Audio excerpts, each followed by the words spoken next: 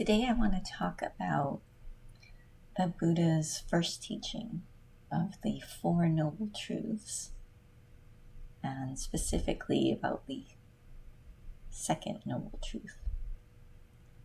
So my translation of the Four Noble Truths is, well, let me start with this. There's a word that's used in the teachings of the Four Noble Truths called dukkha. And it's been translated in a lot of works as suffering.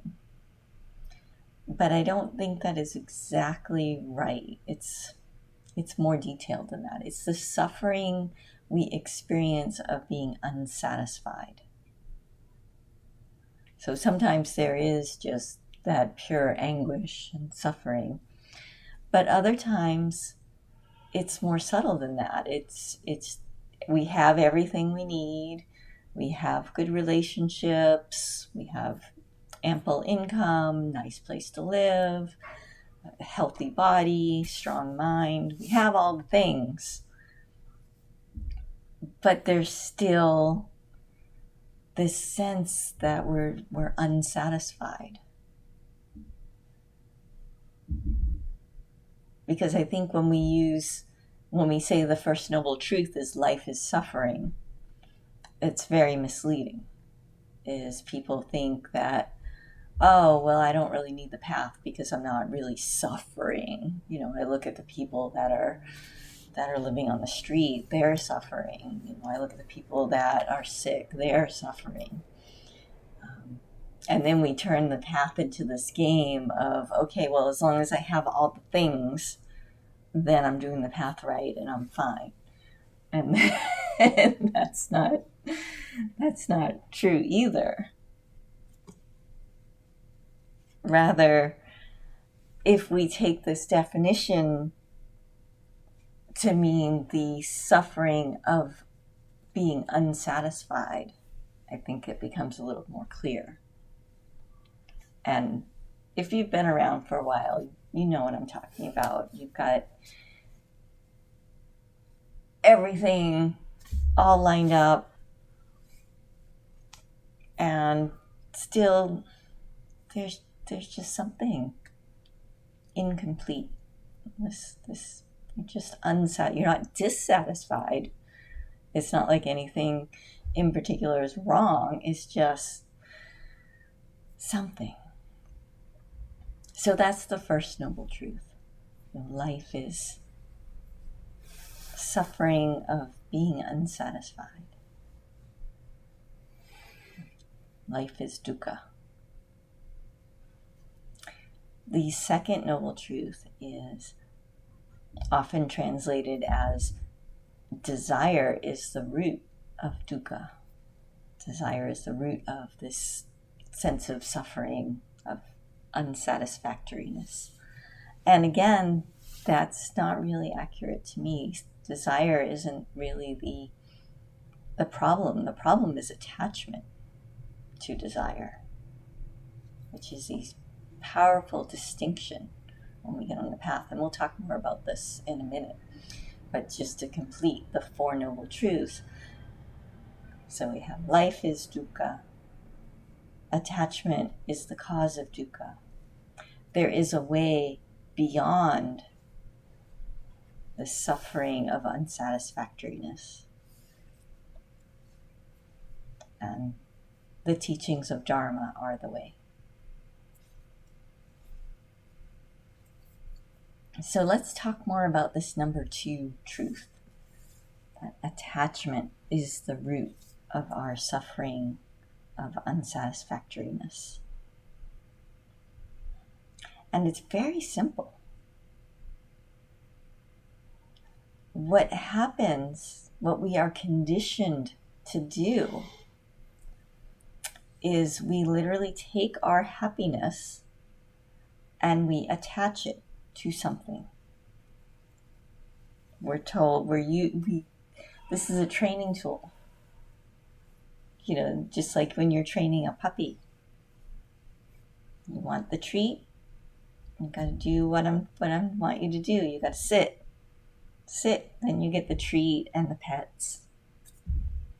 If you're training a dog, you always want to also pet them. Don't just feed them, because then they become overly food motivated and get all fat.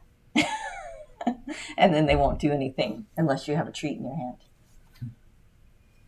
So you need to get the affection too. But this is how we've been trained. This is how we've been conditioned. Is you will have the sense of happiness, pleasure, if you complete the thing. And we do this to ourselves all day long. We say, oh, when I brush my teeth, I'll be so happy that my mouth feels clean. And so if for some reason, we drop our toothbrush in the toilet and now we can't use it, then, the big suffering because my mouth feels so dirty. And we have this horrible suffering that happens. Or sometimes we attach our happiness to more long-term goals. We say, when I get the promotion, then I will be happy. When I make $10 million, then I'll be happy. When I meet the partner of my dreams and we have the ultimate relationship, then I will be happy. When I get the cool car, then I'll be happy. Or when I go on the trip, then I'll be happy. When I lose that extra 5 pounds or 50 pounds. Or when I gain the 5 pounds, when I'm all buff and muscular, then I'll be happy.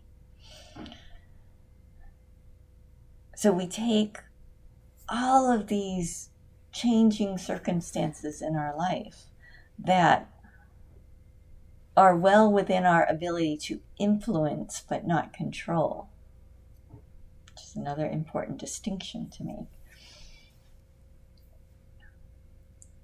And we attach our happiness to it.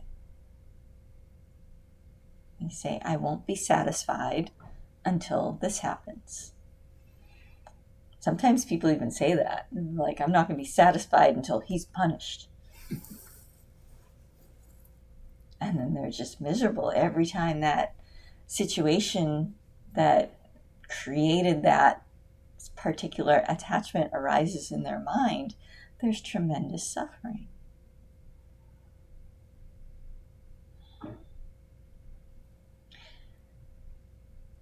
So we've been learning all these different tools, the tools of meditation, of mindfulness, of contemplation. And this is where we apply them. We start looking with discrimination at our mind and how it's working. And we start to notice these patterns where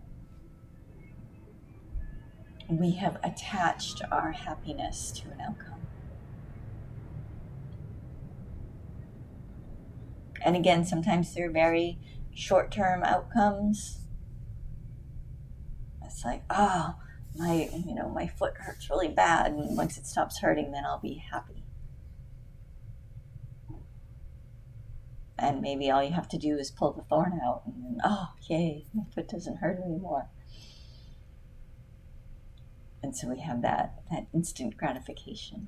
Other times, we use it as motivation for our goals. We're like, I'm going to be happy when I finish writing my book. And then so we use that as a way of self-flagellation to keep us working on the project. But what happens is we're miserable the whole time that we're working on it. And that makes it really, really hard to finish. So there's another way. There's another option. And that is to detach. That is to relinquish the little clip, the little pin that you put in your happiness. Now this big wave of fear happens when we start to do this, because all of a sudden it's like, well, wait a minute, all of my motivation has been tied into that little pin. That's been my carrot and my stick. It's like, I'm going to reward myself with happiness when I do the thing. So now I'm not going to do the thing.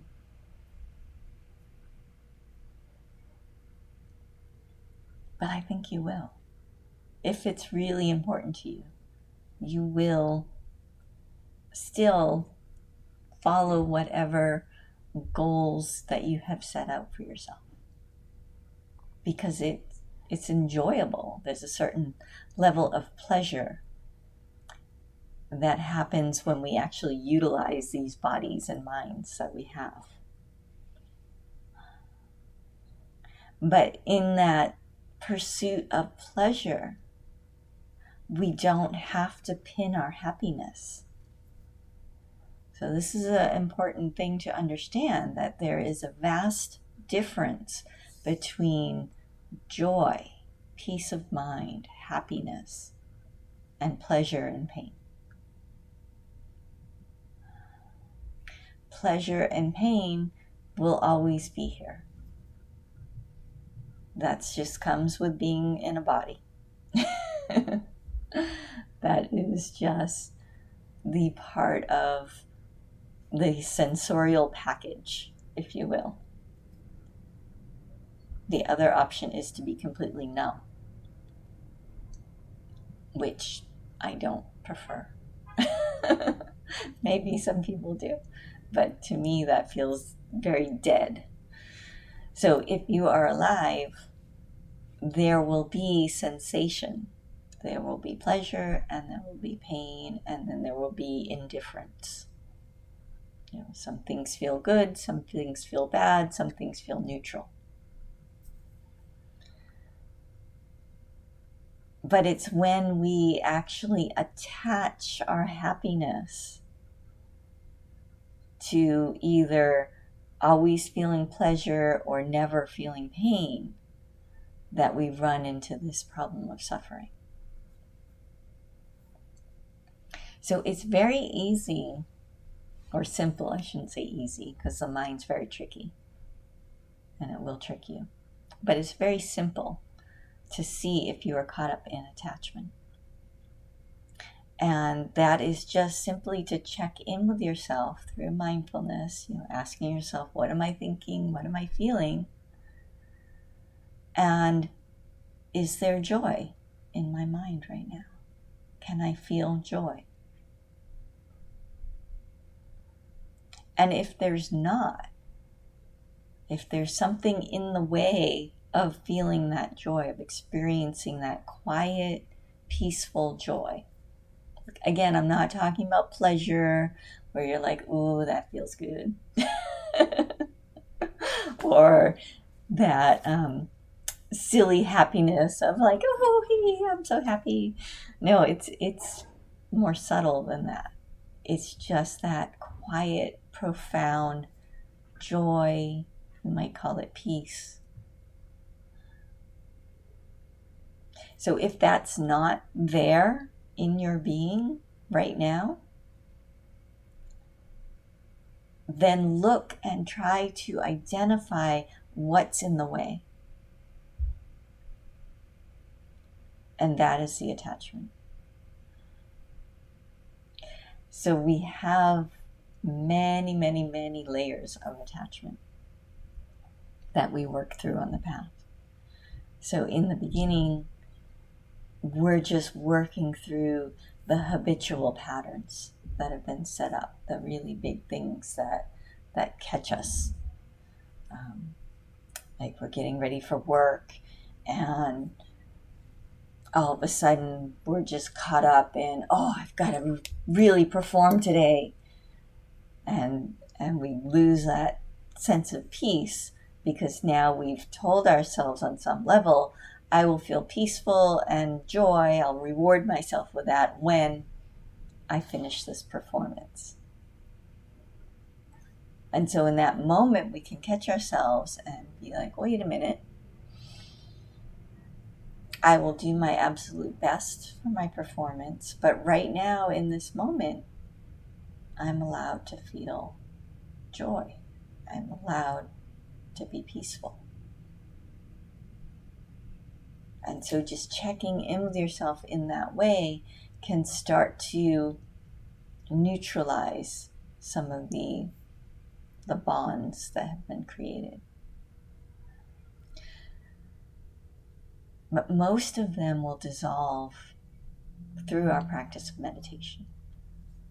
There's a natural dissolution that happens when we sit in silence.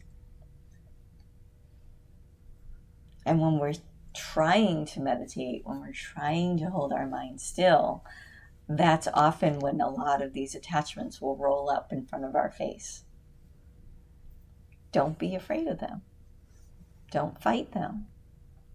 Simply observe what has arrived and sit without fighting it, but gently pulling your focus back to your focal point and patiently waiting for it to fall away. And so it may arise and fall away 1,000 times during your 5-minute meditation. And that's okay, because each time it falls away, the bond, the glue, is getting looser and looser. And so when we're up off the meditation cushion and we're interacting with life and that particular attachment arises, it's not as so powerful. At times we can even look at it and say, oh yes, I understand that I want to be miserable while this is happening, but I don't have to be, because there's this quiet peacefulness in me. And yes, I still have to deal with whatever the thing is. So we're not talking about escape of like, oh, I'm just going to pretend everything's okay and sit still. No, it's an internal movement that happens where we adjust our mind, where instead of being completely wrapped up in the thing of, oh, my life entirely depends upon this, and your fist is inside the cookie jar trying to pull the cookie out, and you just can't because your fist is too wide for the opening. And then suddenly you recognize that, oh, I'm just very attached to this particular outcome. I really want it to go a certain way. I really want this cookie. But as you recognize that in your mind, there's a release that can happen where you accept that, oh yes, I'm very attached to this outcome. I really want it to go this way. I really want this cookie. But what happens if I still go after the cookie, but instead of trying to forcefully hold on to it, I let go? And I allow myself to feel that moment of peace. And then I can reevaluate the situation and say, oh, well, if I take the cookie jar and just turn it, the cookie falls out. And then I get my cookie. But now I'm not so attached to having the cookie, and maybe I'll even share it with somebody else. So there's this ripple effect that happens as well.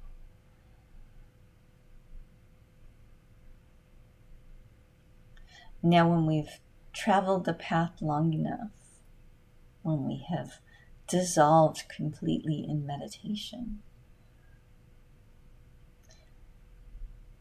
when we continue to examine the mind and the games it plays, we discover the even more subtle attachments. Attachments to how we think we should be, attachments to how we think others should be.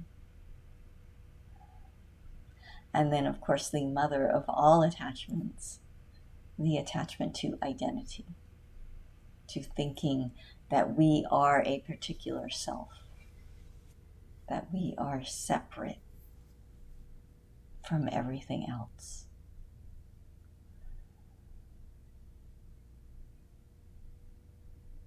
And one day that will dissolve. And then you'll awaken. And you will be free, living beyond pleasure and pain and indifference. And your mind will always reside in that sense of joy and peace.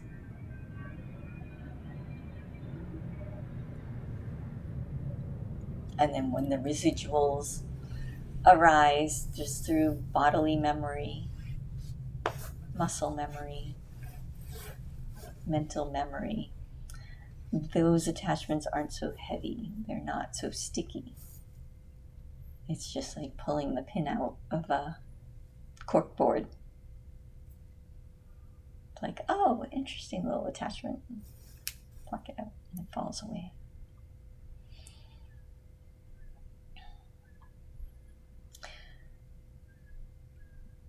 But that's not something that we can force to happen.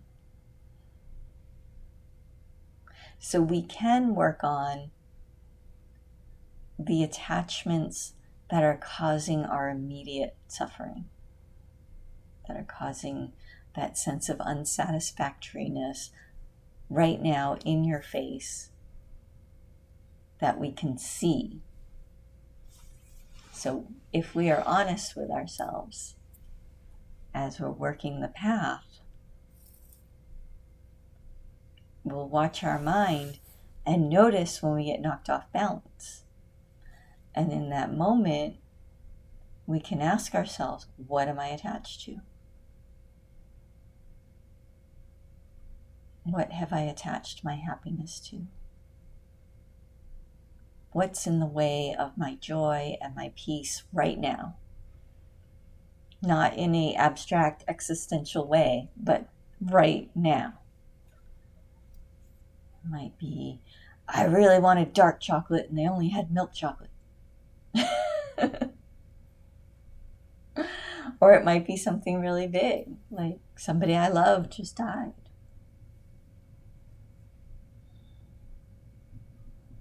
And that's an attachment to look at, to examine very gently.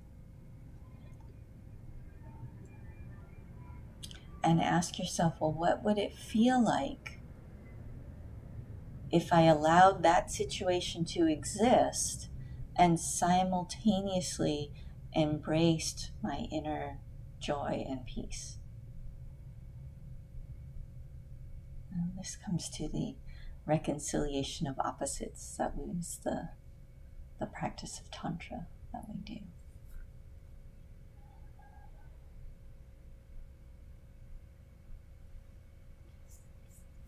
So play with this. And don't use it as an excuse to beat yourself up, please. I know some people might be tempted to. That's just another attachment, by the way.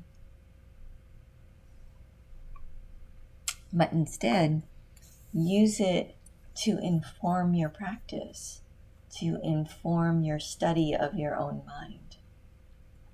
So you can learn all of the different tricks and games and ways it entertains itself, the ways that it has tied itself up into knots.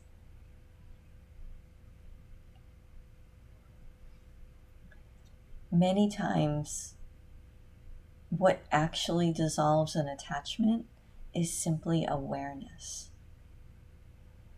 The full awareness. Not, oh, I'm just going to peek at, 60% of it. No, being willing to look at the entire package. Being willing to accept your part in the game. And not just, oh, well, this person did that and that person did this, that I think is wrong, and so that's why I'm miserable. Go a little bit deeper and examine what your role is in holding that attachment in place.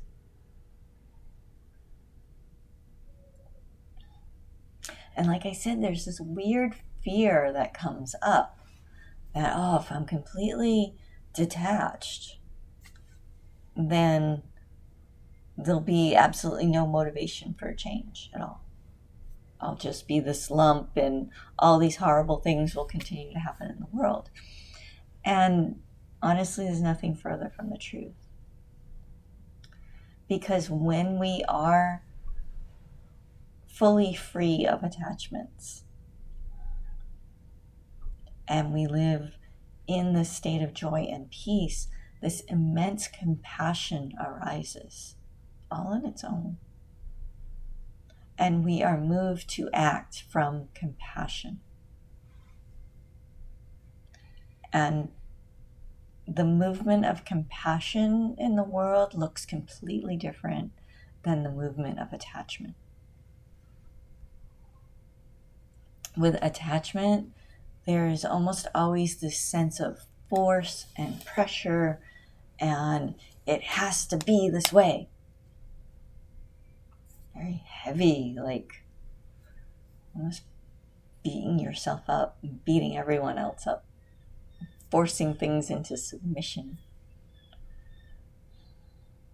The movement of compassion, it's much more gentle. There's a surrendering and a supportiveness that arises. It's love, basically.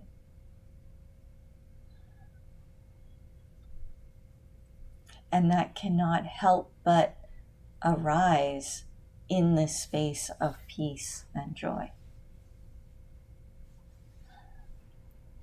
So if you're worried that, oh, if I let go of my attachments, then I'm not going to want to do anything. Don't take my word for it, try it. But I assure you that there will be a movement of compassion. And if you do find yourself completely frozen and you're convincing yourself, well, I'm just giving up my attachments, and you feel like you're frozen, guess what? You haven't given up your attachments. You've just attached something else. There's a freedom and flow that happens when we are detached, when we live in a state of non-attachment. There's no clinging, so we just naturally move with the currents of existence, and we do what needs to be done when it needs to be done.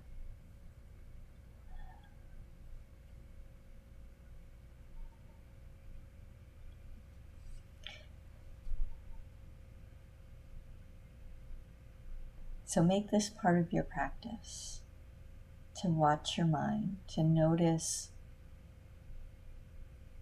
and ask yourself, am I feeling joy? Am I feeling peace? And if you're not, then be honest and put that underneath the microscope and look at it from all the different angles and see where the little snag is, where the little clip is residing. And as I said, that awareness alone, just that 100% looking at it and accepting it fully, it becomes obvious what needs to happen, just like the fist inside the cookie jar. Once you become fully aware of, oh, my hand hurts really bad because I keep jamming it and trying to pull the cookie out of the cookie jar and it doesn't fit. Once you become fully aware of, like, oh, my fist won't fit through the hole, then it becomes obvious. And sometimes we make fun of ourselves, like, oh, I should have known better. And that's okay as long as it's playful and you're not, again, using it as another subtle attachment of the attachment of, oh, I should have known better. That's a popular one. So like I said, these layers and games that the mind plays goes on because it's protecting you from that mother of all attachment of identity, of separation. And that one, like I said, you can't force. That one, it will fall away all on its own. Just keep practicing.